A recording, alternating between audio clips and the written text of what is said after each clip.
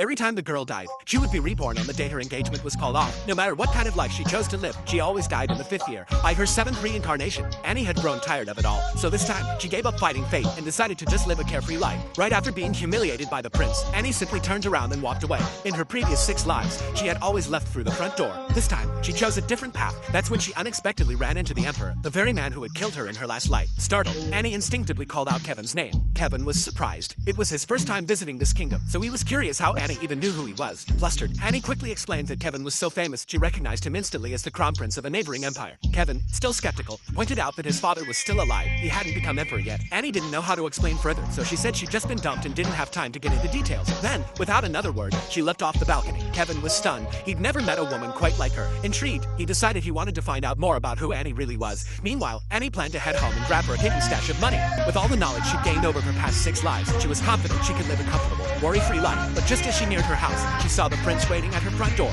The moment he saw Annie, he started insulting her again. No, 悲しみでドレスは汚れなくて。何より私はあなたから婚約がしてれても悲しくありません。Annie said what she needed to and walked away, but she hadn't gotten far when she suddenly sensed danger approaching. Without hesitation, Annie snatched the sword from the man behind her and struck in one swift motion. Kevin was stunned. He had no idea Annie's sword skills were that impressive. Annie, in turn, was surprised that Kevin had followed her. She asked what he wanted from her. Kevin didn't answer. Instead, he dropped to one knee before her. どうか、俺の妻になってほしい。